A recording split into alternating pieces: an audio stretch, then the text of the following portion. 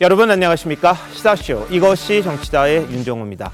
윤석열 대통령이 4.19 혁명 기념식에 참석해서 4.19 혁명 열사가 피로써 지켜낸 자유와 민주주의가 이 사기꾼의 농락당에서는 절대 안 된다. 이런 말을 했습니다. 이 사법 리스크와 돈봉투 사건에 휩쓸린 야권을 지적한 게 아니냐 이런 해석이 나오고 있습니다. 자, 이런 가운데 돈봉투 의혹과 관련해 송영길 전 민주당 대표 조기 귀국할 여지는 없어 보입니다. 오늘 기자들을 만나서 토요일 기자회견 때 모든 걸 이야기하겠다 이렇게 이야기했습니다만 민주당 내 분위기 심상치 않습니다. 자, 오늘의 정치권 이슈 전문가들과 짚어보도록 하겠습니다. 어서 오십시오. 네, 송영길 전 민주당 대표 잠시 전 기자들과 만났습니다. 학교 들어가는 길에 기자들이 몇 가지를 물어봤는데요. 토요일 기자간담회에서 모든 걸 이야기하겠다 이 정도만 언급을 했습니다. 그런데 조기 귀국해라, 의혹을 해명해라 이런 촉구 목소리가 당내에서도 커지고 있습니다. 관련 영상 준비했습니다. 민주당은 이번 사안을 엄중하게 인식하고 있다는 말씀을 드리면서 송영길 전 대표의 조기 귀국을 요청했다는 말씀도 드립니다.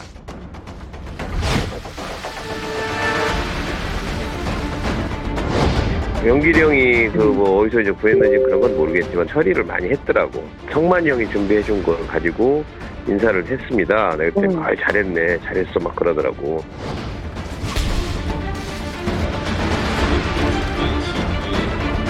버티는 거는 당에도 엄청나게 큰 부담일 뿐더러 도망간다고 생각을 할 거예요, 아마. 도피한다고 생각을 할 겁니다.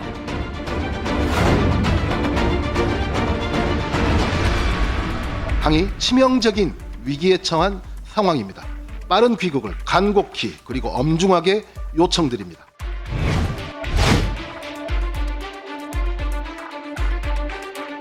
이정근과 송영길 대표와의 녹취록은 없는 건가? 직접 대화의 내용은 나오지가 않더라고요.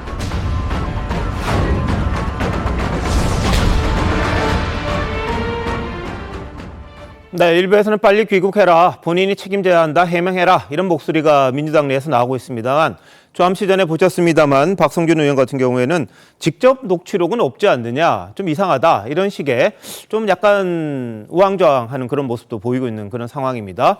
자, 이현정 의원, 네. 오늘 송영길 전 대표 기자들과 잠깐 만났다고 해요. 네, 그렇죠. 근데 느낌은 빨리 올 것 같지는 않습니다. 그렇죠. 왜냐하면 귀국을 할 생각이 있다라고 그러면 아마 국내에 들어와서 기자회견을 하는 게 네. 순서일 것 같습니다. 원래 당초 지난 12월 달 했기 때문에 7월 달에 돌아오도록 예정은 돼 있습니다. 네.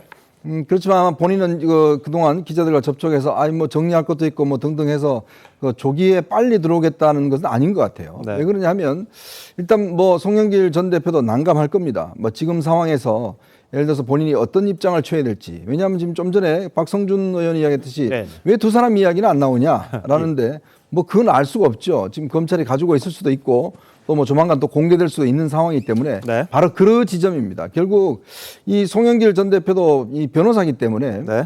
본인이 들어왔을 때 예를 들어서 지금 모든 책임을 본인이 떠안아야 되는 이런 상황이 만들어질 수 있는 거거든요. 네. 그렇다면 본인 입장에서는 지금 돌아가는 상황들을 좀 관망할 필요가 있다. 아마 이런 네. 판단을 하는 것 같아요. 예. 그래서 이제 지금 윤관석 의원이나 등등을 조사하는 결과를 놓고 보고 예.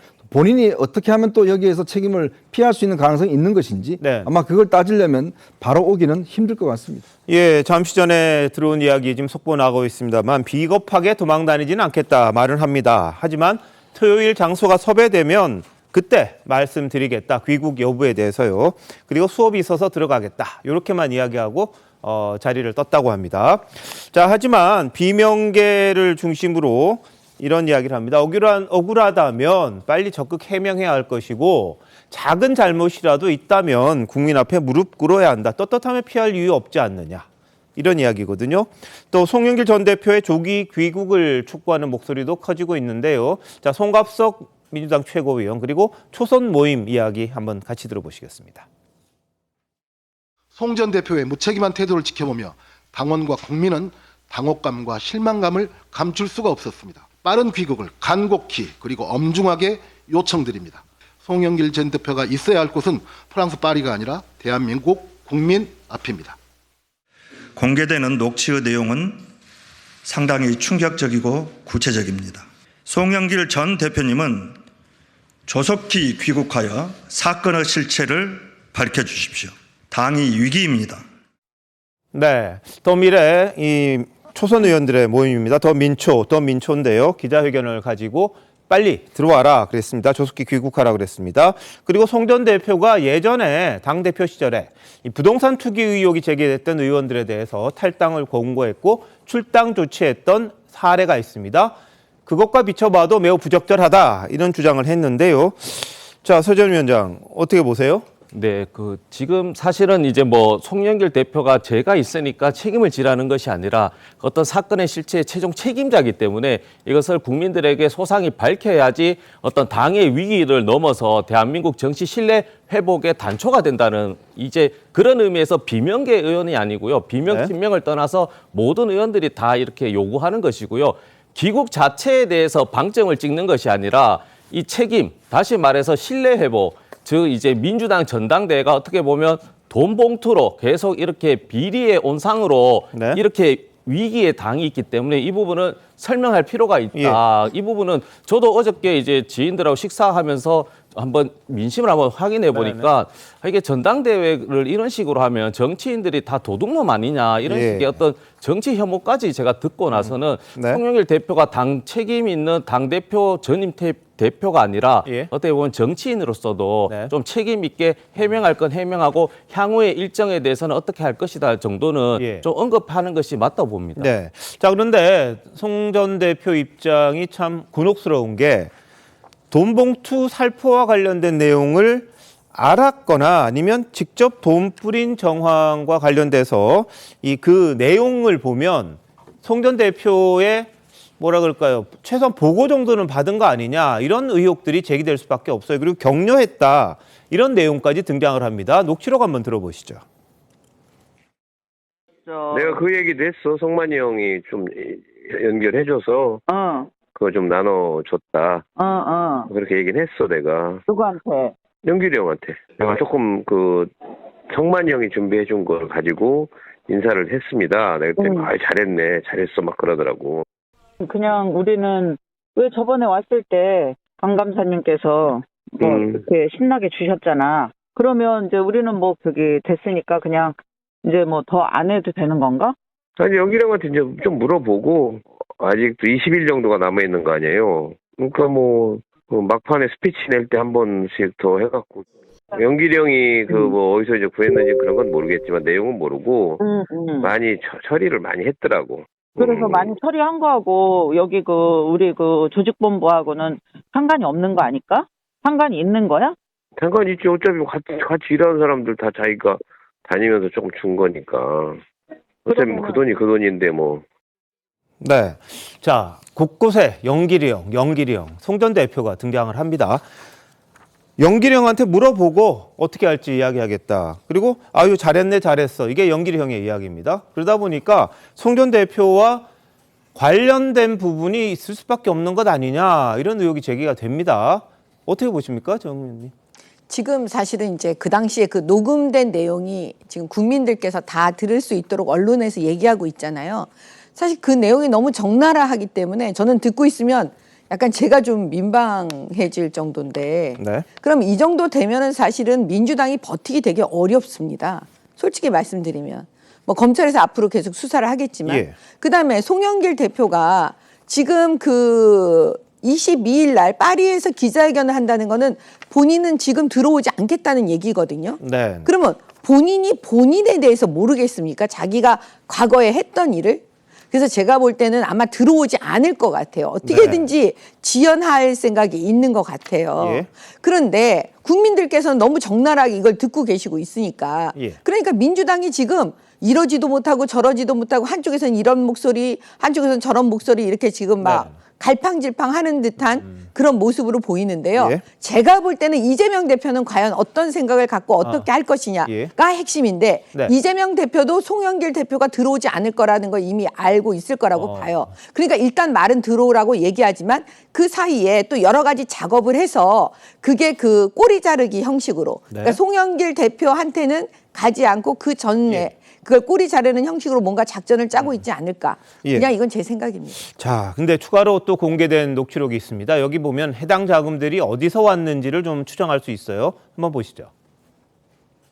필요하면은 누구한테 요구를 해? 저기한테? 한테? 아니, 사람이 그 사람밖에 없잖아요. 뭐 다른 스폰이 있어요? 네. 자, 이제 누구한테 받냐 이런 내용이 나옵니다. 자, 정미 변호사, 이거 그럼 대충 이 돈줄이 나오는 겁니까? 실명으로까지 거론이 되는 거죠. 그리고 대단히 구체적입니다. 여기에 거론된 당사자에게 실제로 전당대회를 치를 2021년 그 시점에 돈을 건넨 사실이 있는지, 그 돈을 어떻게 형성해서 건넸는지 검찰로서는 확인을 안 할 도리가 없어 보이고요.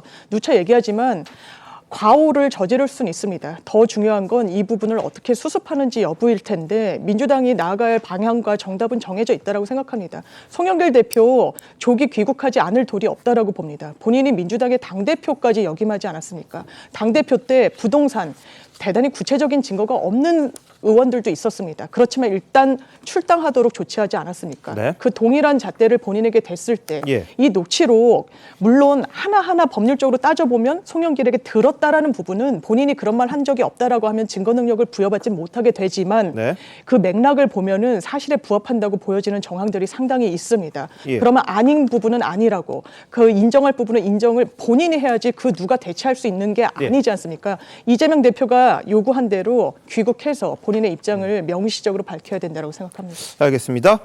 어제 정성호 의원이 이 돈과 관련해서 금액이 대부분 뭐 실무자들의 차비, 기름값, 식대 수준이다 이렇게 해서 거세게 역풍이 불었습니다. 오늘 사과를 했는데요. 장경태 최고위원도 50만 원은 한 달 밥값도 안 된다 이런 말을 했다가 또 해명에 나섰습니다. 먼저 한번 들어보시죠. 지역 상황실장 등에게 50만 원씩 20명에게 줬다. 뭐 이런 얘기가 있는데 의원들에게 300만 원씩 줬다는 얘기도 있긴. 근데 사실 국회의원이 300만 원 때문에 당 대표 후보를 지지를 바꾸거나 뭐 이럴 가능성 매우 낮는데요.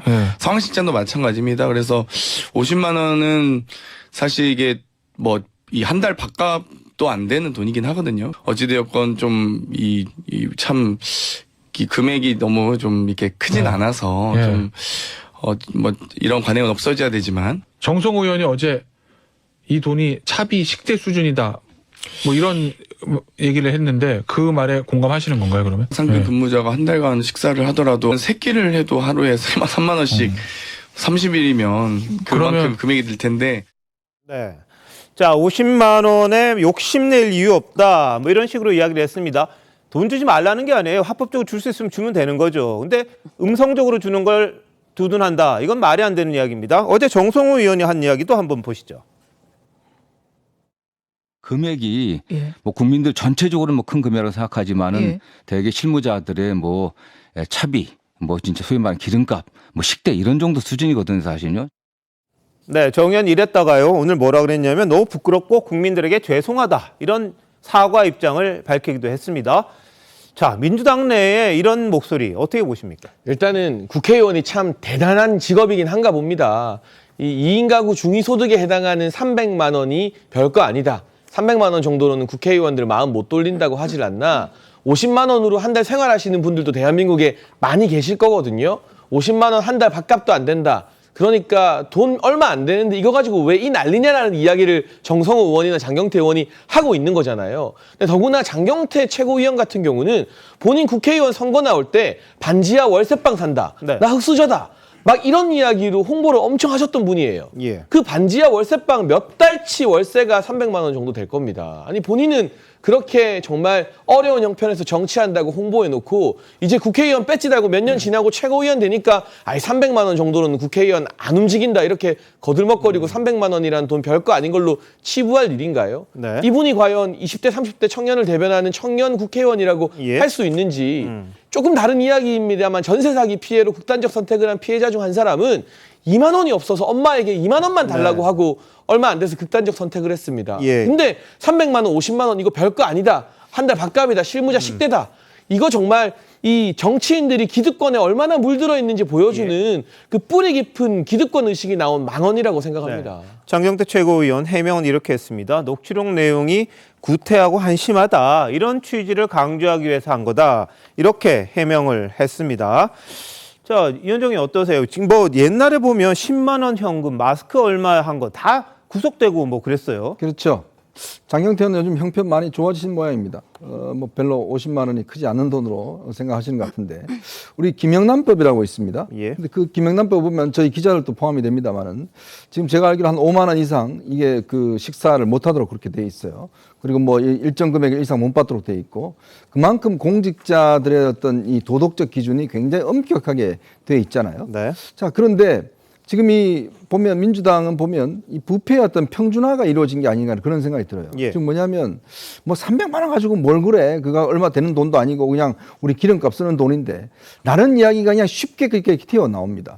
뭐 50만 원 내 밥값도 안 되는데 뭐 이렇게 또 튀어나오는 거죠. 네. 그럼 그만큼 그 집단 내에서의 어떤 뭐라고 할까 이게 별 문제가 안 된다. 예. 아 이건 뭐 지금 뭐 이번에 녹취록 나왔는데 이거 뭐 큰 영향 안 미친다. 우상호 의원은 그렇게 이야기했더라고요. 네. 이건 뭐 송영길 대표만 잠깐 하지 이거 당 뭐 큰 영향 안 미친다. 예. 그 이야기가 바로 지금 이 문제에 대해서 접근하는 심각성이 없다라는 거거든요. 그리고 또 본인들 입장에서 보면 아이 뭐 그거다 선거할 때 그 정도 뭐 뿌릴 수 있는 거지. 라는 식의 이제 인식이 있는 건데 예. 일반인들요.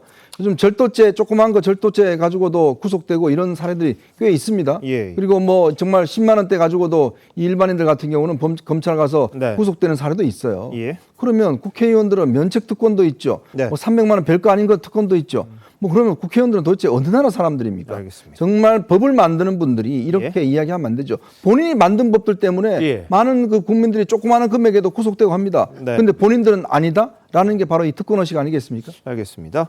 자, 근데 이재명 대표의 최측근 그룹이죠. 7인회에 소속돼 있는 김남국 의원 녹취 내용 다 믿기 어렵다. 윤 정부가 국면 전환용으로 터뜨린 거다. 이런 이야기를 했습니다. 한번 보시죠. 윤석열 정부가 여러 가지 국정 난맥으로 지지율이 폭락하자 거기에 대한 어떤 국면 전환용으로 이걸 터뜨린 것이 거의 분명하다라고 보이고요. 이정근 전 사무부총장의 특성. 그러니까 본인 스스로가 로비스트를 자처하고 또 중간에서 어떤 정치인과의 관계, 위세 이런 것들을 좀 활용해서 본인의 어떤 사업과 이권에 어떤 개입했던 것들이 나오고 있는 그런 상황이기 때문에 그런 사람의 진술을 그대로 다 믿기에는 좀 어려움이 있지 않겠느냐라는 겁니다. 네, 자, 일부 의원들은 당 간판까지 내릴 지경이다 말을 합니다만 또 박성준 대변인도요. 직접적 증거, 직접 대화 내용은 나오지 않더라. 이렇게 송 전 대표를 두둔하는 듯한 말도 합니다. 이어서 한번 들어보시죠. 3만 건이라고 하면 이정근과 송영길 대표와의 녹취록은 없는 건가? 이정근 씨가 그렇게 친하다고 얘기하고 그 전달자로서 얘기하고 있는데 직접 대화의 내용은 나오지가 않더라고 제가 보니까. 이정근 씨가 그러면 합리적 의심을 또 한번 해볼 필요는 있겠죠. 자기는 녹취하고 있다는 거 알고 있고 상대방은 모르는 가운데에서 이미 오염됐을 가능성이 큰 것이죠. 이정근 씨가 왜 녹취를 이렇게 했을까요? 저는 그것이 처음에 조금 의심스럽더라고요. 예, 오염됐다, 녹취가. 이런 식의 이야기를 합니다. 저희들이 들어봤을 때는 뭐 자연스럽게 대화하는 내용이 그냥 들어있는데 의도를 갖고 한 것 아니냐 이런 취지인데요. 어떻게 보십니까? 지금 이제 사건이라기보다 의혹의 초기 국면이기 때문에요. 말 한마디 한마디 그리고 의견 한마디 한마디 굉장히 신중할 필요가 있다. 그래서 지금은 차분하게 지켜보자라는 게 정말 정답 중에 정답인 것 같은데요. 예. 그러나 수사와 혹은 이 범죄 의혹에 대한 별개로 이런 녹취록, 그 피해 사실 공표가 야당에서는 저는 합당하게 문제제기 할 수 있다고 봅니다. 검찰이 압수수색을 통해서 이렇게 개인정보가 있는 휴대폰을 어떻게 언론사가 이것을 실시간으로 확보해서 할 수 있는 것인지. 그러니까 지금 상황에서는 검찰은 준 적이 없다, 언론사. 그리고 언론사에서는 이건 취재 관행에서 본인이 열심히 해서 그것을 확보했다고 하지만 이것을 떠나서 물론 국민의 알 권리도 있지만 이 영상 자체가 음성 자체가 혹은 녹취 자체가 짜집기 될 수도 있는 부분이 있는 것이거든요. 네. 그리고 이것이 정확하지 않기 때문에 선의의 피해자가 발생될 수 있기 때문에 이번 건은 피해 사실 공표를 막을 수는 없지만 이후에 뭐 국민의힘이 될 수도 있고 다른 민주당의 또 다른 의원이 될 수도 있긴 한데 이런 사건이 재발했을 때는 좀 피해 사실 공표로 관련해서 어떤 녹취록의 관리 이것을 검찰도 그렇고 언론도 한 번 정도는 되짚어보고 한 대목이라고 생각합니다. 알겠습니다. 근데 뭐 이 입수한 쪽에서는 뭐 사건 나오기 전에 훨씬 전에 갖고 있었던 건데 본인이 시인을 하면서 이걸 공개할 수 있었다 이렇게 또 이야기를 하고 있습니다. 검찰에서 준 게 아니다. 이런 취지의 이야기를 하고 있어서 모르겠습니다. 이 검찰이 뭐 의도적으로 유출을 했는지는 저희들도 확인은 안 됩니다만 다만 그 언론사 측에서는 자신들이 이미 확보하고 있던 것들을 이정근 전 사무부총장이 시인을 하는 내용들이 나오면서 아, 이거 보도해도 되겠구나 이렇게 생각해서 했다는 그런 취지입니다. 자, 근데 반면에 이상민 민주당 의원 같은 경우 당이 간판 내릴 지경이다 이렇게 우려합니다. 보시죠. 그런데 송영길 대표는 그 주말에 기자회견을 연답니다. 지금 그 프랑스에서 기자회견 할 때가 아니죠. 여기 들어와서 지금 이 문제를 당에 지금 엄청난 타격을 준 사건이고 당에 간판을 내릴지도 모르는 상황인데 가차없이 성역 없이 조치를 취해야 되고 극약 처방을 하지 않을 수 없습니다. 네, 민주당 출신 무소속 양향자 의원은 뭐라고 했냐면요. 나 살고 당 죽자 이런 식의 모습들이다. 부패 게이트, 전례 없이 선제적이고 엄격하게 처리해야 맞다. 이렇게 또 이야기를 합니다. 자, 정미영 전 최고위원 어떻게 보십니까? 이 민주당 돈봉투 사건은 그냥 상식적으로 바라보면은 사실 민주당이 간판을 내릴 정도의 사건이죠. 왜냐하면 그 평소에 그 운동권 출신 국회의원들은 여의도에서 그 국민의힘을 향해서 늘 하는 얘기가 뭐냐면 본인들은 민주투사라고 해요. 네. 근데 민주투사인데 민주주의의 근간인 선거 과정을 지금 돈으로 매수하는 이런 일을 했어요. 그러면 이제 간판을 내려야 되는 거죠. 민주투사라고 여태까지 말해왔으니까. 저는 상식적인 목소리는 당연히 저렇게 나올 수밖에 없는 건데요. 여기서 핵심적으로 지적해드리고 싶은 건 뭐냐면 사실 돈봉투 사건의 그 핵심이 나왔던 거는 결국은 이정근 사무부총장이라는 사람의 네. 숨겨진 핸드폰에서 예. 그게 자동 녹음되어 있으니까 그 녹음 파일이 드러나서 이렇게 된 거잖아요. 네. 그게 윤석열 정부랑 무슨 관계가 있고 윤석열 대통령하고 무슨 관계가 있어요. 그러니까 무슨 기획수사다, 야당 탄압이다. 그건 말도 안 되는 얘기잖아요. 네. 그다음에 두 번째는 뭐냐면 2018년도에 보면 군수의 선거를 돕는 선거 운동원들이 예. 10만 원씩 돈을 예. 한 20명한테 그걸 돌려줬어요. 20만 원씩 10명 정도에게. 그러니까 아주 한 20만 원 열봉투 한 200만 원 정도 되는 거죠. 예. 이 정도 되는 선거 운동원들 구속됐습니다. 네. 그런데 국회의원들은 지금 이게 전체적으로 9천만 원이 지금 넘는 돈이고 네. 77명의 지금 민주당의 국회의원을 비롯해서 당직자들이 다 연루됐다고 지금 나와 있는 거잖아요. 예. 그런데 본인들은 특권 의식이 있는 겁니다. 자기네는 구속되지 않고 예. 이런 거는 이 정도 돈은 아무것도 아니다. 이게 머릿속에 본인들 국회의원 스스로 특권 의식을 갖고 있다라는 게 네. 드러났기 때문에 예. 이 부분에 대해서 국민들이 과연 어떻게 생각하실지 한번 지켜봐야 될 예. 대목입니다. 자, 이재명 대표는 그럼 어떤 반응을 오늘 보였을까요? 기자들이 계속해서 질문을 했습니다. 보시죠. 송영길 전 대표가 사건에 직접 가담한 정황이 발표됐는데 어떻게 보십니까? 우린 초선 의원님들께서 당에서 사실근양을 해달라고 요청하셨습니다. 좀 어떻게 보실까요? 방안은 송영길 대표 출당까지도 고민하고 계시나요? 법인이나 초선 의원님들과 직접 만나실 계획은 없습니까? 검찰 수사와 별개로 당 차원의 진상 규명도 필요하다는 의견들이 당내에서 나오는데요. 거기에 대한 입장은 있습니다.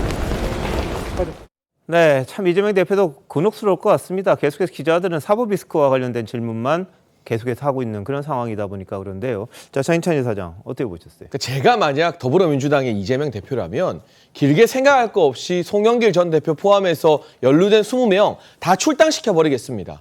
그리고 결백 증명하고 돌아오라고 하면 돼요. 예. 그게 정치권에서 일반적으로 부정부패 스캔들이 불거졌을 때 당이 취하는 방식이었어요. 네. 그럼 오히려 국민들이 민주당은 이렇게 읍참마속 잘하는구나 라고 다시 보게 될 겁니다. 예. 그런데 이재명 대표는 송영길 전 대표에 대해서도 강하게 압박하기 힘들고요. 네. 20명 명단이 공개돼도 출당, 제명 못할 겁니다. 왜냐? 마법의 6글자가 있기 때문이죠. 이 20명이 그럼 이재명은 마법의 6글자 이야기해버리면 이재명 대표 할 말이 없어요. 우리 돈봉투 받았다. 그렇지만 이재명 대표 우리보다 깨끗하냐? 라고 물어봤을 때 이재명 대표가 뭐라고 할 수 있겠습니까? 본인은 영장 실질심사 겁나가지고 방탄국회로 체포동의안 부결시키고 있는데 그리고 이 20명 만약 탈당시킨다고 했다가 그 20명이 2차 체포동의안 날라왔을 때 가결시킬 수도 있다라고 생각하면 밤에 잠이 오겠습니까? 그럼 이재명은 이라는 이 마법의 6글자 앞에서 이재명 대표가 어떤 조치도 취하지 못하고 옴짝달싹을 못할 수밖에 없습니다. 그래서 리더는 깨끗해야 되고 리더는 혐의가 없어야 되는 겁니다. 이런 일이 일어났을 때 깔끔하게 리더십을 세우기 위해서요. 네. 지금 뭐 어떻게 보면 또 이제 이재명 대표를 또 공격하는 또 이제 포인트로 삼는 것 같은데, 이것은 이재명 대표가 아니라 누구든 당대표라면 이 부분에 대해서 전임 대표의 행위지만 이 부분은 현재 대표로서 조치할 건 조치하고 또 이제 1년 뒤는 또 전당대회가 돌아옵니다. 그러면 당대표로서는 이런 일이 일반적이진 않았지만은 이런 것이 국민들에게 불신의 의혹이 있기 때문에 그러면 당대표로서 이후의 전당대회는 어떤 시스템을 통해서 이런 일이 시스템적으로 막을 것인지, 그리고 이것이 다시 발생했을 때 어떤 조치를 할 것인지는 대표로서 하면 되는 것인데요. 이 부분을 또 사법 리스크라고 해야 되나요? 또 가결, 부결 오지도 않은 사항을 연결시켜서 또 뭐 일부 언론에서는 이심송심이라고 하면서 어떻게 보면 송영길 대표와 어떤 개항을 국회의원 선거까지 이렇게 연결시켜서 하는 것은 좀 더 나갔다. 이심송심이 아니고 이심홍심이 될 수도 있고 이심우심이 되는 건 당연한 겁니다. 국민의힘과 민주당 다르듯이 전당대회 대표고 그리고 대통령 후보면 그것은 당연히 마음을 맞아서 열심히 하는 건 당연한 것이죠. 알겠습니다. 자, 이 대표의 입장 들어보셨고요. 침묵으로 일관하는 그런 모습인데, 돈봉투 살포에 가담한 혐의를 받는 윤관석 의원, 압수수색에 이의를 제기하면서 법원에 준항고를 냈습니다. 처음부터 윤 의원은 검찰의 기획수사라고 반발해 왔었죠. 그때 모습 한번 보시죠. 관석이 형이 마지막으로 의원들을 좀 줘야 되는 거 아니냐, 나한테 그렇게 얘기하더라고. 고민을 하고 있고요. 뭐 필요하다면 뭐 돈이 최고 쉬운 건데 뭐. 5명이 빠졌더라고. 오늘 안 나와갖고. 아니 모자라면 오빠 채워야지 무조건. 그래서 하는 김에 다 해야지. 우리 어제 그거 이제 의원이 그 많아서 다 정리를 해버렸는데 모자라 나는. 그래서 오늘 빨리 그래서 내가 여기 회관 돌아다니면서 만나서 처리하거든. 그래. 뭐 윤관석이 나한테 전화 와서 그러던데. 받긴 받았는데 가 쫓아가서 엄청 불편했어 뭐 그러대 나한테. 그것도 아닌 걸 가지고 불편해. 그러니까 뭐 그런 거 갖고 불편해. 엄청 조심해 윤관석은. 조심해도 뭐 너무 조심해. 너무 조심해. 에이, 그런 걸 갖고 뭘 해. 전당대회 2년 전에 발생한 거를 이제 와서 아무런 근거 없이 수사하는 것은 야당 탄압이고 국면 전환력 기획수사에 불과합니다. 저는 그런 취지 발언한 적이 없습니다.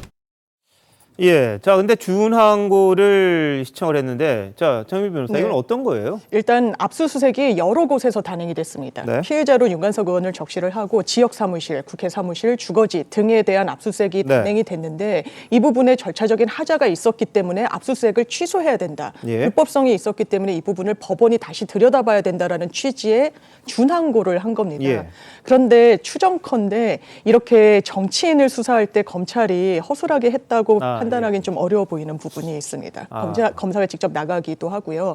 그리고 영장을 제시하고 그 과정 중에 수사 과정 중에 있는 거 아니겠습니까? 그래서 비교적 좀 포괄적으로 압수수색의 대상 범위가 좀 적시가 될 수 있는데 이런 좀 지엽적인 부분을 문제 삼기보다는 사실 녹취가 상당히 구체적이라고 봐야 됩니다. 그리고 이 돈을 주는데 굉장히 역할을 한 것으로 보이는 녹취, 그리고 실제로 이정근 씨와 이게 접촉을 한 것으로 보이는 녹취들도 지금 이미 보도가 되고 있습니다. 그렇다면 이 부분에 대해서는 본인이 수사를 받는 게 맞다라는 생각이 들고, 다만 아마 이 혐의 선상에 오른 의원들 중에서는 검찰이 이 해당 녹취를 입수한 시점이 재작년입니다. 이정근 씨가 구속 기소되고 수사가 이 수면 위로 올랐었을 때가 1년이 훨씬 지났기 때문에 그때 확보했던 증거물을 왜 지금 와서 이제 문제를 삼는지에 대한 어떤 정치적 의도성을 제기하고자 하는 것으로 보입니다. 알겠습니다. 뭐 준항고 일종의 정치적 행위 아닌가 싶기도 합니다만 여하튼 이 부당하다 이렇게 이야기를 하고 있는데,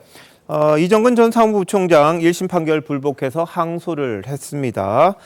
그리고 이 재판부는 이 전 부총장 측의 주장이 신빙성이 결여됐다 이렇게 이야기를 하면서 검찰 구형 3년보다 더 높게 징역 4년 6개월을 선고했었죠. 그리고 9억 8천여만 원을 추징하라고 이렇게도 명령을 했었는데, 뭐 항고한다고 재판부 판결이 어떻게 될지는 아무도 장담할 수 없습니다만 이정근 전 부총장 바로 항소를 한 걸로 알려져 있습니다. 자, 이런 가운데 유동규 씨와 이정근 전 부총장이 좀 비슷한 것 아니냐. 이 통화 녹음도 나오고 뭐 진술도 나오고 그러면서 이 수사에 협조하게 된 과정이라든지 이런 것들에 대해서도 뭐 닮은 꼴이다 이런 이야기도 나오는데요. 그런 해석이 또 비슷하게 또 나오는 상황입니다. 다만 이정근 전 부총장 변호인과 만나서 이런 이야기했다고 해요. 돈봉투 의혹 수사에 협조하고 있다는 건 사실과 다르다. 뭐 이런 이야기도 했다고 합니다. 자, 이제 검찰이 할 일은 누가 돈을 받았냐일 겁니다. 뭐 MBN 같은 경우에는 뭐 송 후보 캠프에 10명 안팎의 현역 의원들이 주축으로 활동했다. 그래서 당선을 이끌었는데 이 사람부터 해야 되는 것 아니냐. 그리고 캠프 가면은 뭐 통상적으로 이 교통비, 식대 이런 것들을 관행적으로 지급해 왔는데 이 사람들에게 가장 먼저 돈이 가지 않았겠느냐 이런 이야기도 나와요. 자, 정명 의원님, 최고위원 선거도 해보셨고 전당대회 해보셨는데 캠프 운영하셨잖아요, 그죠? 어떻습니까? 저는 캠프를 운영을 안 했고요. 아, 그런가요? 예, 보통 이제 당 대표를 나가시는 분들은 예. 캠프를 운영할 수밖에 없거든요. 근데 이제 그런 경우에 뭐 여러 가지 이제 저런 불미스러운 일들이 이제 드러났을 때 사실은 저건 다 내부, 사실 전당대회라는 거는요. 그 내부의 일이에요. 당의 내부의 일이기 때문에 어떻게 보면 더 허술할 수가 있거든요. 그런데 내부 고발자 내지는 내부 양심 선언 하는 이런 사람들이 얘기해 주지 않으면 네네. 사실 이걸 알 수가 없어요. 예. 근데 지금 이것도 이정근이라는 사람의 그 휴대폰에 예. 자동 녹음된 녹음이 아니었으면 네네. 아마 이걸 누가 불겠습니까? 사실 그 내부의 일을 자기네 공천하고도 다 관계가 되어 있는데. 그래서 제가 볼 때는 이거는 무슨 하늘의 뜻처럼 그 예. 휴대폰 때문에 지금 이런 일이 벌어졌는데 그 과연 그 이재명 대표가 이걸 과연 어떻게 해결하느냐. 이 문제를 우리가 지금 바라보고 있는데 본인의 사법 리스크가 크고요. 그다음에 송영길 전 대표가 어떤 사람입니까? 예. 지금 이재명 대표의 국회의원 배지를 만들어준 사람이거든요. 그 지역구를 양보해준 사람이니까요. 그렇기 때문에 제가 볼 때는 이걸 이재명 대표가 잘 해결하기는 굉장히 어렵다. 네, 이렇게 보여집니다. 예. 네, 저도 개인적 경험을 통해서 보면 좀 의아했던 것이 이제 장경태 의원도 이야기한 것 자체는 즉 300만 원의 돈의 액수가 아니라 이 300만 원을 받고 어떻게 매수 행위하는 것이 가능한가에 대해 의심의 눈초리로 이야기한 것인데요. 저도 2018년도에 지역위원장으로서 전당대회 이렇게 당대표 선거를 한번 경험해 보면 그때는 당연히 돈을 줄 수도 없고 돈을 받을 상황도 아니고 대구에서도 서울까지 전당대회 이제 그때 연설 갔을 때도 대의원들에게 3만 원씩 다 회비를 거두고 가는 것이고요. 예. 전당대회 2021년도 저 시기도 사실 코로나라서 이렇게 사람을 모아서 매수 행위가 어려울 상황인데 왜 의원들에게 돈이 지급되고 그 의원들은 그럼 이 돈으로 어떻게 활용해서 이렇게 전당대회를 그 국민의힘과 어떤 일부 국민들이 이야기하던 전당대회 같은 오명으로 예. 이렇게 만들었는지 저도 개인적으로는 의심이 가는 대목입니다. 알겠습니다. 뭐 간단하죠. 지금 민주당 전당대회 룰 저희가 여러 번 언급했지만 대의원 한 표가 일반 당원 60표잖아요. 그러면 300만 원 봉투 받고 50만 원 봉투 받은 국회의원과 위원장들이 자기가 임명한 대의원들에게 전화 쭉 돌리거나 문자 돌리면 되죠. 송영길 찍으라고. 예. 그리고 왜 했느냐? 이 녹취록에서 지금 검찰이 홍 쪽도 많이 돌리고 있다라는 발언을 주목하고 있다고 합니다. 이 홍이 그 당시 박빙 승부를 펼쳤던 홍영표 의원인데요. 뭐 저쪽에서도 돌리니까 이쪽에서도 돌려야 된다라는 필요성을 느꼈을 가능성이 있는 거죠. 자, 그런데 검찰이 이제 수사 대상이 될 만한 의원들 누구냐 이게 최대 관심인데요.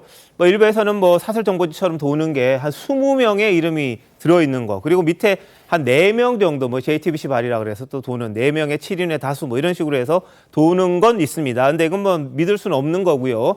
그래서 이 수사가 좀 빨리 좀 돼야 억울한 사람도 없어지지 않을까 싶습니다. 괜히 뭐 이름 도는 거 안 좋을 텐데 한 20명 민주당 의원의 이름들이 그냥 도는 그런 상황이기도 합니다. 한편 검찰은 강래구 씨 한국감사협회장 재소환했습니다. 본인은 이제 수자원공사 감사직에서 물러났다고 합니다. 이 사태가 벌어진 이후에요. 그리고 3차 소환이죠, 이번에. 또 소환해서 아마 구속영장을 청구하지 않겠느냐 이런 이야기가 나오고 있고요. 반면에 이 송 전 대표의 보좌관 박모 씨 소환 통보를 했습니다만 어제 나온 걸로 알았는데 소환에 응하지 않은 걸로 또 보도가 되고 있습니다. 그래서 검찰에서 어떤 식으로 이 박모 보좌관에 대해서 처리를 할지는 좀 지켜봐야 될 그런 상황입니다. 자, 다음 이슈입니다. 윤석열 대통령 오늘 4.19 혁명 기념식에 참석했습니다. 자유민주주의 수호 의지를 강조했고요. 민주주의가 위협받고 있다고 했습니다. 지난번 다른 기념식에서도 가짜뉴스에 대한 이야기를 했었는데 한번 들어보시죠. 우리가 피와 땀으로 지켜온 민주주의는 늘 위기와 도전을 받고 있습니다. 독재와 폭력과 돈에 의한 매수로 도전을 받을 수도 있습니다.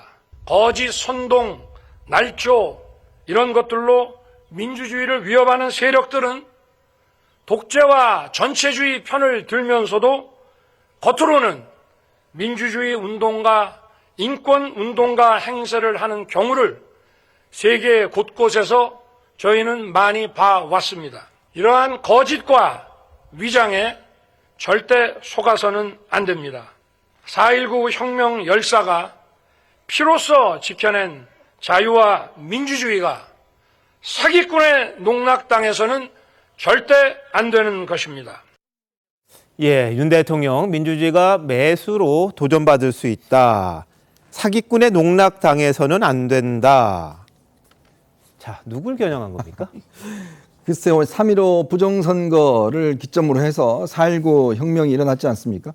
결국은 표를 돈으로서 매수했던 그런 우리 경험들이 이미 1960년도에 우리 국민들이 일어서서 단호하게 그런 것들을 좀 막아냈습니다. 근데 우리가 좀 전에 장시간 동안 이야기한 것처럼 이 전당대회도 마찬가지입니다. 네. 민주주의의 꽃은 선거이지 않습니까? 예. 즉 당의 대표를 뽑는 선거에서 이렇게 돈 봉투가 오고 갔다. 라는 것 자체 정말 이거는 정말 이게 돈 봉투가 없어졌는 줄 저도 알았습니다. 예. 그런데 지금 버젓이 사실 이런 통화 내용을 보면 너무나 자연스럽게 이 돈 봉투들이 오고 갔다는 것 자체를 보면 오늘 윤 대통령이 언급한 것처럼 정말 제2의 4.19가 일어나야 될 정도로 저는 굉장히 엄중한 시기다. 더군다나 지금 가짜뉴스라는 게 지금 뭐 정말 여러분 아시겠지만 엄청나게 퍼나르고 있습니다. 네. 그것이 사실이 아닌 것으로 밝혀졌음에도 불구하고 끊임없이 지금도 가짜뉴스가 있고 그걸 또 여론조사를 해보면 상당수의 분들이 그걸 또 진실로 믿고 있는 게 바로 현실입니다. 그런 가짜뉴스가 결국은 이 자유와 민주주의의 근본을 흔들어 간다는 것이거든요. 잘못되면 잘못한 사람 처벌돼야겠죠. 그러나 가짜뉴스에 대해서 그것에 대해 책임지는 자세. 정말 저는 지금 정치권의 가장 큰 문제는 뭐냐면 자기들이 가짜뉴스를 생산해 놔놓고 그것이 가짜뉴스로 밝혀졌음에 불구하고 끊임없이 또 가짜뉴스를 다시금 반복한다는 거, 반성이 없다는 거. 그것이 있기 때문에 오히려 1960년대 4.19보다 지금이 저는 더 엄중한 시기가 아닌가 그런 생각이 듭니다. 알겠습니다. 지금 세계가 허위, 선동, 가짜뉴스, 협박, 폭력, 선동 이런 식으로 지금 진실과 자유로운 여론 형성에 기반해야 될 민주적 의사결정 시스템 왜곡되고 있다, 위협받고 있다 이런 입장을 이야기를 한 거예요. 그럴 때 당장 민주당에서는 윤 대통령, 야당과 언론을 사기꾼으로 칭하고 싶은 거냐 이렇게 또 반박을 했습니다. 자, 어떤 이야기예요? 네, 그러니까 지금 사실 뭐 정치평론가가 할 법한 이제 말씀을 대통령이 4.19 기념사에서 사기꾼이라는 그런 지칭을 하면서 그런 국민들에게 민주당이 사기꾼 집단이라 이렇게 오해받을 수 있는 말을 한 것은 굉장히 부적절하고요. 민주당 계속 공격하고 민주당 잘못하지만 사실 윤석열 대통령이나 국민의힘 지지율보다 높은 이유는 잘못하더라도 사과하고 대응하는 것들이 국민의힘이나 대통령의 모습과는 다르기 때문에 잘하는 것이 아니고 한 번 더 기회를 주려 하는 그런 마음이 있는 겁니다. 제 주변 지인들 중에서도 윤석열 대통령을 투표하고 돌아선 이유가 뭐냐면 왜 대통령이 되고 나서 거짓말하냐. 바이든이라고 하면 되지 왜 날리면이라고 본인이 가짜에 대해서 본인 스스로가 책임지지 않고 하다 보니까 이 부분에 대해서 다른 사기꾼이란 이야기 하지 말고 본인이 1년 동안 초심으로 돌아간다고 하셨으니까 1년 동안 대통령으로서 어떤 자세와 어떤 해명과 어떤 별명을 했는지 한번 돌아보셨으면 하는 바람입니다. 알겠습니다. 이게 바이든하고 날리면 이 부분은 또 논란의 소지가 있기 때문에 본인이 아니라고 이야기를 한 본인이 한 말이라서 본인이 아니라고 하는 그런 주장을 하는 상황이거든요. 그리고 과학적으로도 이게 지금 입증이 안 되는 그런 상황이라는 걸 말씀을 드릴게요. 저는 이해가 안 돼요. 왜 민주당이 여기에 대해서 비판하는 논평을 내는지 찔리나요? 왜 찔리죠? 아니 윤석열 대통령 말씀이 돈에 의한 매수, 거짓 선동 날조, 인권 운동가 행세, 사기꾼 여기 하나에 뭐라도 찔리는 게 있나요? 네. 찔린다면 찔리는 이유가 있겠죠. 이게 찔리지 않는다면 그냥 일반적으로 최근에 가짜뉴스도 횡행하고 이 거짓 정보라던가 위선적인 사람들이 많아지니까 여기에 대한 경계 의사를 나타낸 거다라고 듣고 넘어가면 되는데 이걸 또 발끈하면서 민주당이 논평을 냈어요. 왜 찔리지? 그게 국민들이 궁금할 것 같습니다. 알겠습니다. 그리고 겉으로 인권운동가 행세하는 경우 많이 봤다 이런 이야기도 했습니다. 근데 누가 떠오른다 뭐 이런 이야기도 있는데 오늘 3.1절 기념식 때 이재명 대표하고 오랜만에 만났어요. 별다른 대화는 없었고 짧은 악수만 나눴다는데 한번 보시죠.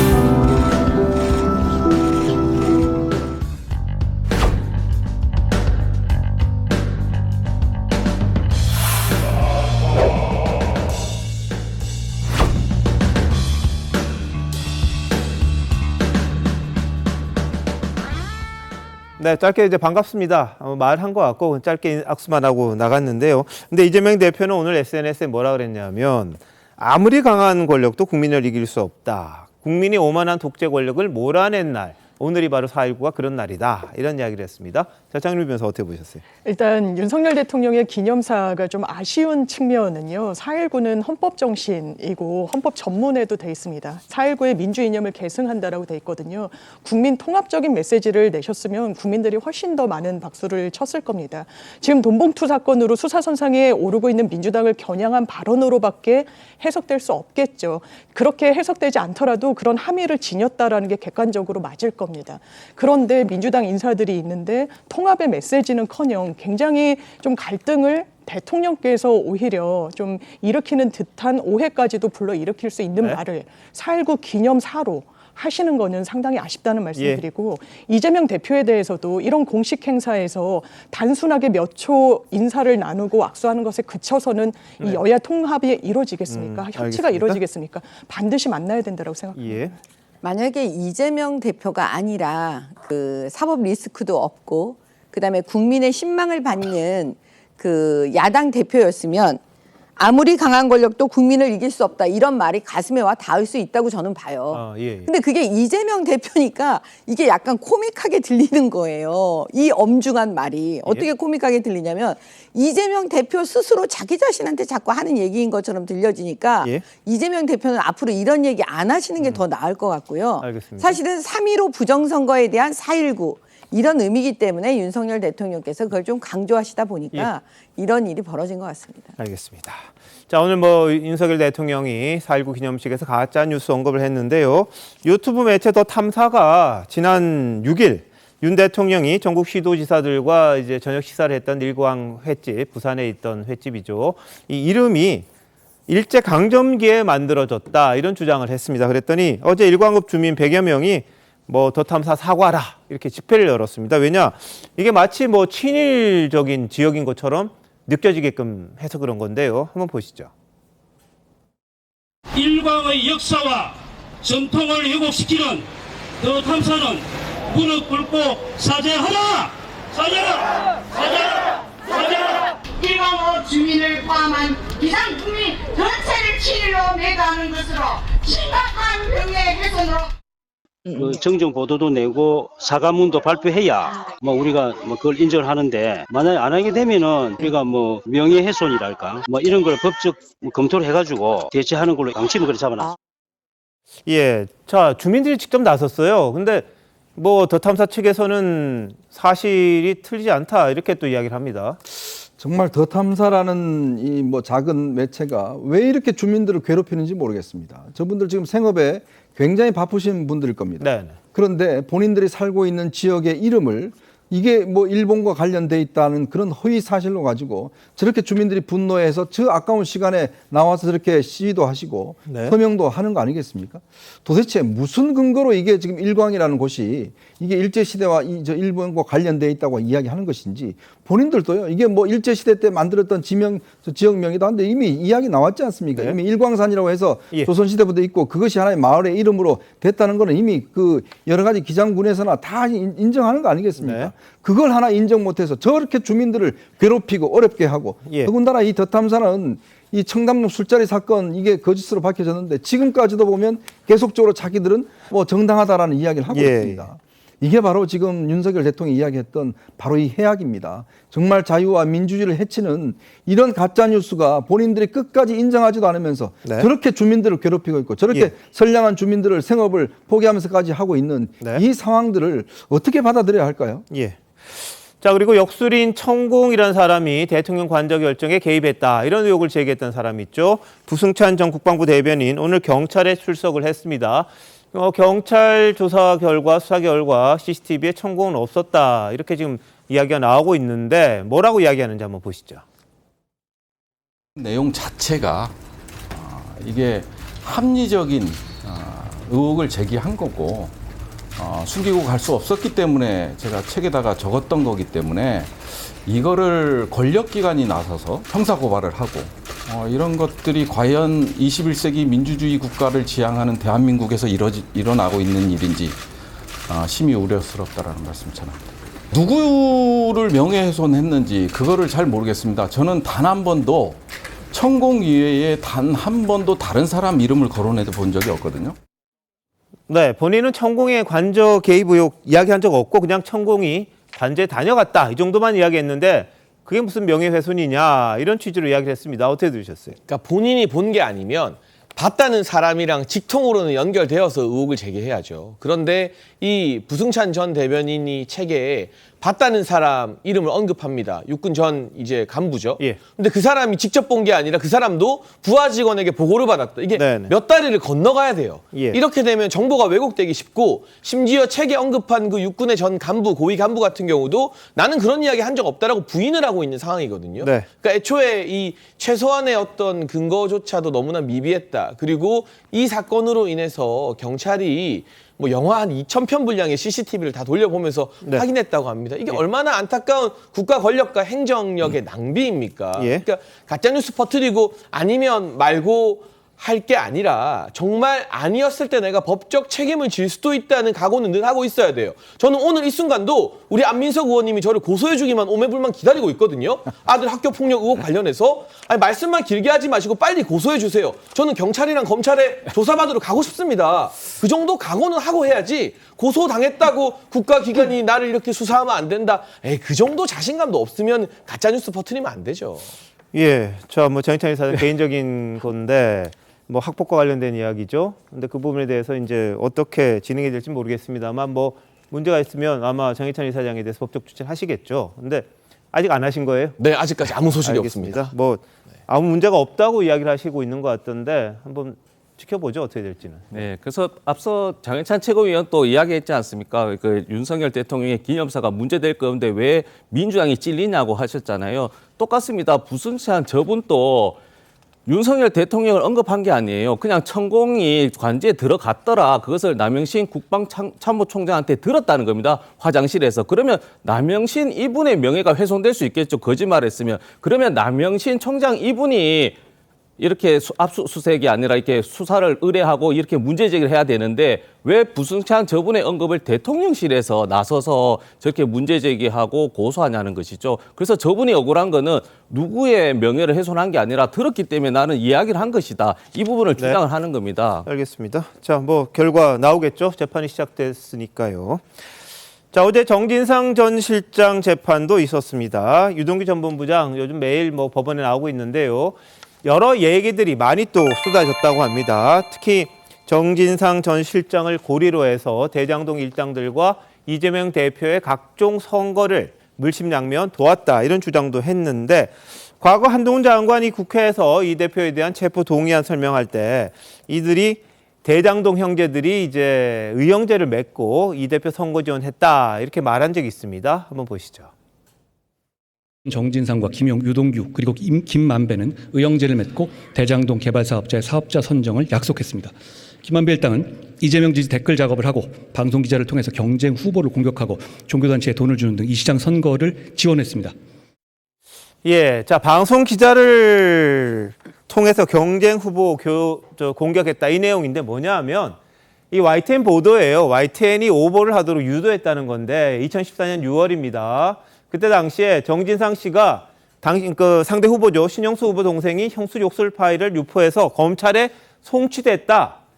선거 전날 이런 보도 나갔으면 좋겠다. 이 이야기를 유동규 씨하고 했다는 거예요. 그러니까 유동규 씨가 김만배 씨하고 상의를 해서 남욱 씨를 거쳐서 YTN 기자 배모 씨 있습니다. 천화동인 7호. 부산에 뭐 S 커피숍 건물을 가지고 있는 친구입니다. 이 사람을 통해서 다른 기자한테 부탁을 한 거예요. YTN A 기자한테. 근데 선거 하루 전에 기사를 작성을 해서 보도를 합니다. 자, 어떤 내용인지 한번 볼까요? 성남시장 후보자 불법 음성 파일 유포 적발됐다. 그러면서 똑같은 내용입니다. 검찰에 넘겨졌다. 이렇게 보도를 하는 겁니다. 6월 3일 선거 전날 오전 11시쯤에. 그랬더니 이재명 당시 후보가 이 내용을 그대로 SNS에 옮깁니다. 그러면서 밑에 이분 도덕성 판단은 여러분의 목 이렇게 글을 남깁니다. 근데 이게 사실이 아니었던 거예요. 그래서 이 기자가 또 조사를 받습니다. 그래서 지금은 이 기사가 없습니다. 없는데 이 내용이에요. 지금 적발됐다 이 기사가 제목은 있거든요. 근데 눌러보면 기사가 안 나와요. 기사가 안 나와요.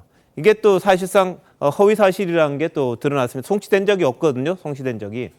자, 그래서 그 다음에 어떻게 되냐면 유동규 씨 이야기가 자, 남욱 씨가 저한테 6월 3일에 기사 난다고 이야기합디다. 선거 바로 직전에 터지게 될 겁니다. 이렇게 정진상 씨한테 보고를 했다는 거. 그랬더니 보도가 난 다음에 아, 최고다. 이렇게 했다고 주장을 하는 겁니다. 유동규 씨가. 그래서 이재명 시장이 당시에 남욱 변호사가 고생했다. 이런 말까지 하더라. 유동규 전 본부장이 이런 진술을 법정에서 또 비슷하게 했다고 합니다. 자, 윤정현. 네. 어떻게 봐야 돼요? 가짜 뉴스가 어떤 과정을 통해서 만들어지는지를 이제 아주 대표적으로 보여준다. 저는 그렇게 봅니다. 왜냐하면 저희 이제 기자들 같은 경우도 선거 직전 전날은 이 후보와 관련된 보도는 굉장히 신중할 수밖에 없습니다. 그렇죠. 왜냐하면 네. 선거에 영향을 미치기 때문에 예. 몇 번씩 그 크로스 체크를 하고 확인하고 보도를 냅니다. 네. 자, 그런데 이 사실관계는요 굉장히 간단한 겁니다. 즉 신영수 전 의원의 동생이 지금 입건됐다는 거 아니겠습니까? 네네. 검찰에 전화 한 통화만 해보면 예. 다 알 수 있는 내용입니다. 그런데 지금 이 기사를 보면 결국은 확인도 안 했고 그냥 불러준 대로 그대로 YTN에서 보도를 했고 그걸 또 이재명 대표는 퍼날랐고 이런 지금 과정이 거치고 있잖아요. 예. 이게 나중에 이제 소송돼서 소송을 했는데 결국 또 당시 그 YTN 기자 같은 경우는 변호사를 써야 될 거 아니겠습니까? 예. 그걸 또 이 배모 씨라는 그 지금 천화동인 7호 네. 거기서 거기서 변호사비를 다 대줬다는 거 아니겠어요? 예. 그러니까 이게 결국 신뢰가 있는 YTN이라는 큰 매체가 네. 어떻게 이런 가짜 뉴스를 아무 확인 절차 없이 데스크도 그렇죠. 아니 이 정도 뉴스가 올라오면 예. 당연히 확인해 봐야 될 거 아니에요. 확인했는지 확인을 해야 될 거 아닙니까? 네네. 아무리 자기 선배가 내달라고 그런다고 해서 이런 방식으로 낸다? 그리고 이거 선거에 영향을 주기 위해서 이런 식으로 오보를 생산하도록 만든다? 네. 참 이런 것들이 없어져야 정말 대한민국이 올바르게 된다. 저는 그런 생각이 듭니다. 예, 해당 기사를 쓴 기자는 뭐라 그랬냐면 작년에 검찰 조사 받았는데 자신의 기사가 선거에 영향 미칠지 몰랐다. 그리고 배 씨에게 한 100만 원 정도 받은 적은 있다. 이렇게 또 이야기를 했다고 합니다. 그러니까 청탁받고 기사 쓴 거죠. 사실이 아닌 걸. 그러니까 기자로서의 윤리가 상당히 문제가 되는 그런 부분인데다가 이게 서로 간에 조직적으로 꾸며서 사람들을 통해서 이렇게 허위 기사를 냈다. 이런 내용을 유 전 본부장이 진술을 한 겁니다. 그러고요. 이른바 이 대표의 형수 욕설 음성 파일이 불거지자 여론이 좀 불리해졌죠. 거기에 대한 댓글 작업을 했다. 이런 내용도 언급을 했다고 하는데요. 유튜브에 출연해서 비슷한 내용을 이야기한 적이 있거든요. 어떻게 댓글 작업을 했는지 한번 보시죠. 2014년에 이제 선거에 이제 들어갑니다. 네. 이제 이재명 욕을 하고 막 이런 것들이 좀 많았어요. 그때 이제 형수 욕설 뭐 이런 것부터 해가지고 뭐 욕들이 많았어.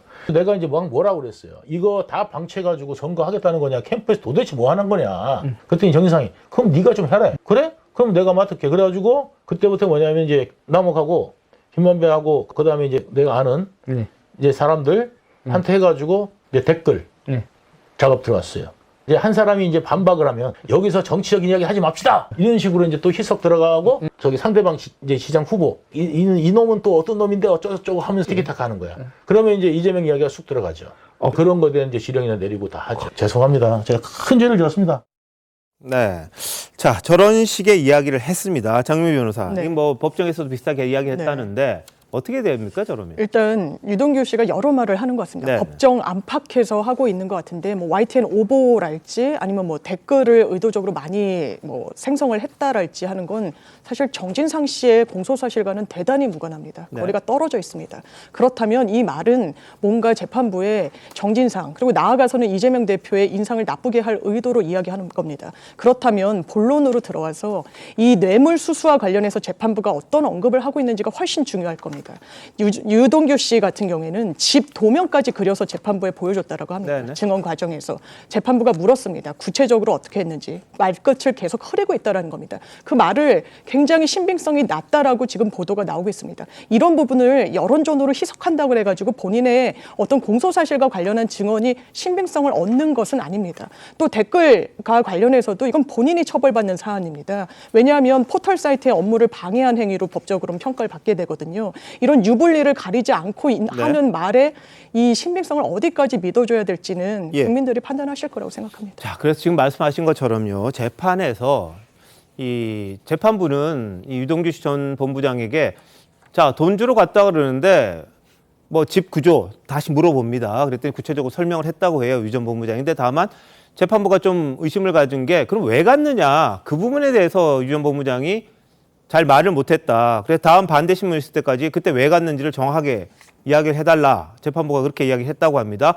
이 말이 중요한 게 왜 그러냐 하면 이 뇌물이라든지 이런 거는 진술이 가장 기본으로 되고 그걸 토대로 해서 이제 신뢰성이 있느냐 없느냐 이걸 재판부가 가장 많이 본다고 합니다. 그러다 보니까 이 이른바 디테일 싸움, 작은 하나하나에서 뭔가 잘못되면 이 전체를 못 믿게 되는 그런 상황이 되다 보니까 이 뭐 유동규 씨도 마찬가지고요. 정진상, 김용 이쪽도 유 전 본부장의 말에서 이 신뢰가 가지 않는 그런 부분을 찾아내려고 지금 굉장히 애를 쓰고 있는 그런 상황이거든요. 정미경 최고위원님 어떻습니까? 지난번에 뭐 그러다 보니까 유 전 본부장이 돈을 주러 갔던 아파트 구조 그리고 뭐 벤치 이런 거 사진도 내고 그랬다는데.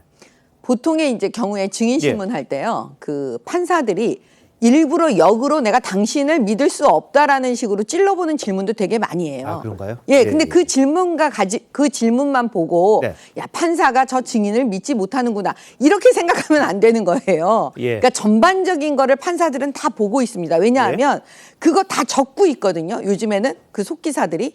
그렇기 때문에 나중에 종합적으로 A 증인, B 증인, C 증인 네. 이걸 다 보고 있지 한 질문에 대한 답변만 보고 하는 건 아니고요. 예. 제가 봤을 때 유동규 씨는 굉장히 디테일에 강해요. 예. 그러면 그거를 구체적으로 실천적으로 자기가 경험해보지 않으면요. 그 디테일을 얘기할 수가 없어요. 왜냐하면 갑자기 그 집안의 구조를 말해보시오. 아, 딱 들어갔는데 왼쪽에는 목욕탕이 있고 오른쪽은 뭐 방이 있고 의자가 어디에 있고 싱크대가 어디 있고 막 이런 얘기를 줄줄이 그래도 말할 수 있는 사람은 그 집에 들어가 본 사람이거든요. 네. 그리고 돈을 그러면 어떻게 줬냐? 아, 돈을 내가 그때 당시 의자 위에다가 던졌다라든가 뭐 그 돈을 준비할 때 내가 거기 무슨 마트에 가가지고 봉투를 사서 3천만 원을 넣고 이거 굉장히 디테일하게 얘기하고 있잖아요. 그러면 훅 갑니다. 사실 판사들이. 디테일에서 신빙성이 훅 들어와요. 그런가요? 예. 그다음에 또 하나는 뭐냐면 내가 벤치에서 기묘하게 돈을 줬습니다. 근데 그 벤치가 어느 동네 어디에 있는 벤치인데요. 막 이렇게 줄줄이 얘기하는 거예요. 그리고 사진까지 찍어서 만약에 냈어요.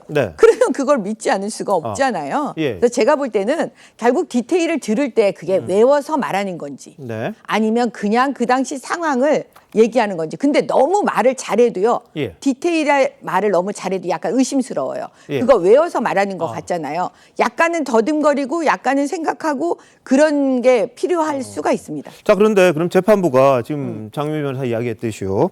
왜 돈을 건넸느냐, 대가성이냐, 친분이냐, 정치적 동지 때문이냐, 그렇게 물었는데 명확하게 답변 못했다. 이런 보도가 좀 있거든요. 그건 왜 그런 건가요? 그건 왜 그러냐면 유동규 예. 입장에서 그게 다 섞여 있었던 거죠. 아, 그런가요? 동지이면서 뭐 때로는 그것을 네. 대가관계도 있고 막 이러니까 아마 그거를 바로 하나라고 답변하지 못해서 그랬을 수도 있습니다. 예. 네, 그냥 재판부가 이제 디테일을 하면서 훅 들어오다가 훅 이제 거부감이 생긴 것이 앵커께서 말씀하셨던 그래 3천만 원 좋다 소파에 이렇게 해서 널브러지게 봤다. 오케이. 그런데 이걸 왜 준 거냐. 2019년 9월에 왜 정진상에게 3천만 원 준 것이냐. 네. 저도 의아합니다. 2019년도에 어떤 특별한 뭐 선거가 있는 것인지 혹은 3천만 원 이재명 대표가 필요한 것인지 그 어떤 이유에서 준 것인지 재판부가 물어보니 답변이 안 되는 것이거든요. 예. 2019년 8월에 유동규 전 법무장이 속초 만찬을 갑니다. 김용과 정진상과. 그때는 화기애애하게 뭐 화투도 쳤다고 하는데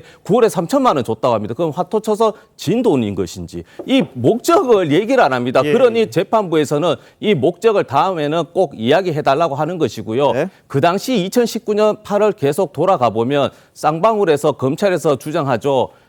이재명 대표가 북한에 가기 위해서 쌍방울이라는 회사가 이재명 대표를 위해서 100억을 준다고 하는데 어떻게 3천만 원을 가지기 위해서 저렇게 무리하게 집안에 가서 3천 원을 받을 수 있겠습니까? 그래서 사법부 재판부가 이것에 대해서 취지, 목적에 대해서 캐묻는 겁니다. 아니 정진상 씨가 달라고 하니까 줬다. 이게 아마 유동규의 기본적인 대답일 거예요. 예. 알겠습니다. 하여튼 뭐 재판부나 다음에 반대 신문 있을 때 그때 본인의 입장을 정리해서 이야기해달라 이렇게 이야기를 했다고 합니다. 그리고 성남시청 집무실 CCTV와 관련한 공방도 이제 계속해서 벌어질 것 같아요. 왜냐하면 정진상 전 실장 같은 경우에 돈을 안 받았다 이야기를 하지는 않는 것 같아요. 지금까지 보도된 걸로 보면. CCTV가 있는데 어떻게 받느냐 이런 식으로 지금 이야기를 하는 그런 대목이 있습니다. 물론 그게 이제 안 받았다는 게 전제가 되긴 합니다만 이 때문에 CCTV의 존재가 과연 실제로 작동을 했느냐 안 했느냐 이걸 가지고 좀 논란이 되고 있어요. 자, 이재명 대표, 유동규 씨 CCTV 관련해서 이야기한 게 있는데 한번 보시죠.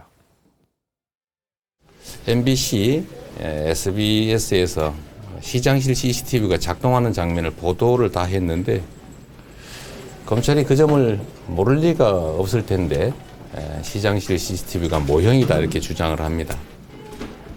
객관적 진실을 찾으려는 게 아니라 사람들의 진술을 통해서 객관적 진실을 왜곡, 조작하는 검찰의 행태가 일상이기 때문에 CCTV는 존재는 했어요. 네. 존재는 했는데 언제 존재하느냐? 기자들 왔을 때? 기자들이 올 때는 항상 필요 없을 때는 끄고 네. 이제 그랬던 거죠. 한 2013년부터는 이거를 물어보는 사람이 없어요. 그냥 있나 보다 했지 다. 네, 그때부터는 아예 거의 작동이 안 된 걸로 알고 있어요. 자, 문화일보가 이 CCTV 관련된 보도를 계속해서 하고 있는데 성남시 이제 자체 조사 결과도 보도를 했습니다. 어떤 내용입니까? 그러니까 당시에 이제 근무했던 직원에 대한 진술을 받은 것 같습니다. 당시에 비서였던 그 직원이 당시에 이 CCTV가 설치돼 있었고 이게 이제 그 비서의 어떤 컴퓨터에서 이제 볼 수 있었던 건데 자기 근무 중에 한 번도 본 적이 없다는 거예요. 그러니까 뭐냐면 이 CCTV를 사실상 가동을 안 했다는 이야기죠. 좀 전에 뭐 그 이재명 대표가 당시 언론 이야기했지만 그때 언론에 할 때만 그때 이제 이 CCTV가 뭐 일반적으로 작동이 됐고 그걸 언론 찍어냈지만 일상적으로는 거의 작동이 안 됐다는 거거든요. 이제 그걸 이제 이 성남시 자체 조사 결과 당시에 근무했던 비서의 이제 증언으로 나와 있고 이게 이제 법정에서도 아마 이제 그 직원들 왜냐하면 검찰이 이제 아마 이 광범위하게 직원들의 진술을 확보한 것으로 알고 있습니다. 아마 법정에서 이야기할 텐데 글쎄요 이게 지금 결국은 이런 어떤 CCTV에 대한 어떤 진술 자체가 이제 만약에 정진상 씨가 이야기하는 게 뭐 잘못된다 그러면 이거 아니다 그러면 본인이 어떤 돈을 받았다는 이 사실 자체도 안 받았다는 사실 자체도 사실상 이제 좀 탄핵될 수 있는 뭐 그러한 상황이 아닌가 싶습니다. 예. 자, CCTV와 관련된 거 정진상 전 실장 측에서는 그 진술을 한 사람이 2019년부터 뭐 근무했던 사람이다. 몰랐다 그 상황을 모르는 사람이다고 이야기를 했습니다만 지금 뭐 당시에 그 뇌물을 줬다고 하는 그 시점에 근무했던 비서실 직원을 상대로 이 내용을 자체 조사도 하고 검찰도 아마 진술을 받았다 이런 보도도 있는 걸 보면 진실은 꼭 밝혀지지 않을까 싶습니다. 자, 이런 가운데 앞서 유 전 본부장은 김만배 씨가 성남에 오게 된 계기를 또 언급을 한 게 있습니다. 50억 클럽의 한 분 때문이다 이렇게 언급한 적이 있는데요. 관련 뉴스부 내용 한번 보시죠. 김만배 씨가 오게 된 계기가 그 50억 클럽 안에 있는 분 중에 한 분. 그 안에 한 분이신데 그분이 나무기를 좀 도와줘라. 나무하고 정영학이 이제 있는데 도와줘라 그래가지고 이분이 처음으로 이제 성남에 와서 이재명이 좀 만만하지는 않으니까 그럼 이재명 시장 쪽에 연결해야 되는데 누구랑 할까? 어차피 도시공사 설립되면 그 유동규가 할 거다. 그래서 저를 이제 그 자리에 부른 거죠. 자, 어제 재판에서 유 전 본부장 이 50억 클럽의 한 분 바로 박영수 전 특검 요청이다 이런 이야기를 했다고 합니다. 자, 박 전 특검이 대장동 초기 사업 초기에 깊숙이 관여한 것 아니냐 뭐 이런 의심이 또 제기가 되는 그런 상황인데요. 자, 정인찬 이사장, 이 원래는 남욱 씨가 주도를 하다가 김만배 씨로 이렇게 힘이 쏠렸다 그랬잖아요. 그 과정이 좀 있었던 것 같아요. 네, 그리고 그 과정에서 지금 유동규 전 본부장의 진술에 의하면 김만배라는 인물을 성남으로 이른바 파견 보낸 당사자가 50억 클럽 중에 한 사람이라고 일컬어지는 박영수 전 특검인 것 같습니다. 박영수 전 특검은 이 대장동 개발 사업 공모 준비할 때 컨소시엄과 이 대규모 프로젝트 파이낸싱이라고 하죠. 거액의 대출을 좀 알선해주는 대가로 또 50억이나 뭐는 그에 준하는 거액을 받기로 약정한 혐의가 지금 나온 수면 위로 드러난 상태이고요. 검찰이 지난달 30일에 압수수색을 했습니다. 자택을 포함하여서. 저는 뭐 이 자리에서 분명히 말씀드리지만 50억 특검에 대해서도 검찰이 한치의 양보 없이 철저한 수사를 해야 된다고 합니다. 그런데 지금 만약 국회에서 논의되는 대로 뭐 특검이다 뭐다 하는 이야기가 나오면 이 한동훈 법무부 장관이나 이현석 검찰총장이 속도를 내고 있는 이 50억 클럽이나 이 해당 혐의자들에 대한 수사가 오히려 제동이 걸리는 것은 아닐까 하는 우려가 있기 때문에 뭐 자택 압수수색도 이미 했습니다만 더 강도 높은 수사로 대장동과 관련된 사람이면 누구든 뭐 지휘고와 여부, 뭐 정치적 성향 막론하고 이 강도 높은 수사를 해야 되는 거죠. 자, 이 박영수 전 특검이 오면서 김만배 씨가 연결이 됐고 김만배 씨가 이제 뭐 법조 쪽 이런 저런 민원들을 해결해 주면서 중앙으로 드디어 진출했다. 뭐 이런 식의 이야기를 했을 만큼 김만배 씨의 존재가 굉장히 의미 있는 그런 등장이었다. 이렇게 유 전 본부장이 설명을 하는 그런 대목도 있었습니다. 그렇다 보니까 이 대장동 사업이라는 게 남욱 씨가 소외되는 그런 과정까지 다 언급이 되는 그런 부분이 있었는데요. 하여튼 지금 보면 박영수 전 특검이 생각보다 이 대장동과 좀 연관돼 있는 부분이 있지 않나 이런 생각도 좀 듭니다. 본인은 전혀 아니라고 이야기를 하는 그런 상황이기도 하죠. 자, 윤석열 대통령 어제 로이터 통신과 인터뷰를 했는데요. 북한 관련 이야기를 좀 했습니다. 북한과 대화는 하겠는데 김정은과 함께 뭐 보여주기식 깜짝 만남 안 할 거다 이렇게 이야기를 했습니다.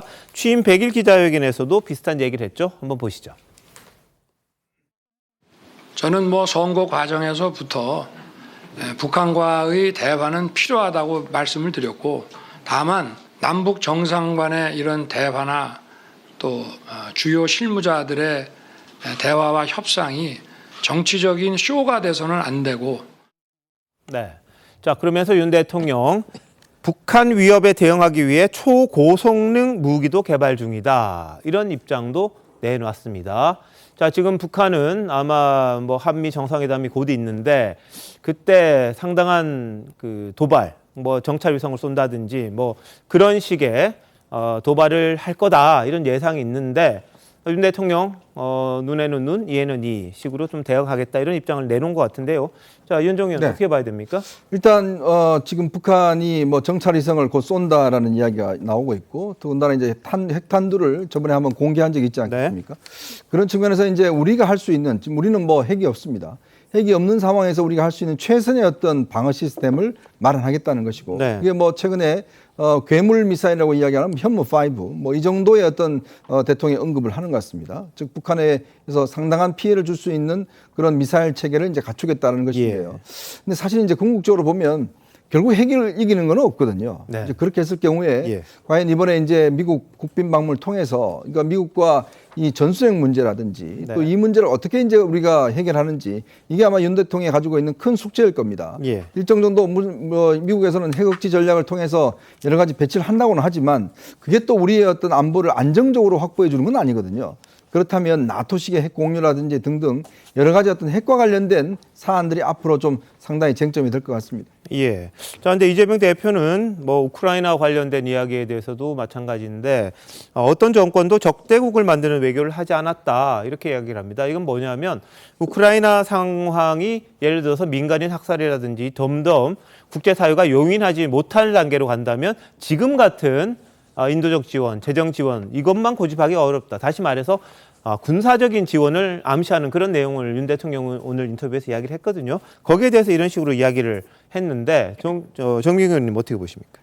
저건 그냥 교과서적인 어떻게 보면 입장을 그냥 우리 대통령께서 말씀하신 거라고 보여져요. 네. 왜 그러냐면 사실은 그 국내 평화, 지역에 이제 국한된 평화가 아니라 우리가 평화를 얘기할 때는 세계 평화도 얘기하는데 그 여러 가지 국제법이 있잖아요. 그러니까 그 민간인에 대한 대량 학살이라든가 이런 걸 했을 때 과연 그것이 국제사회에서 용인될 수 있느냐, 그러니까 용인될 수 없는 거잖아요.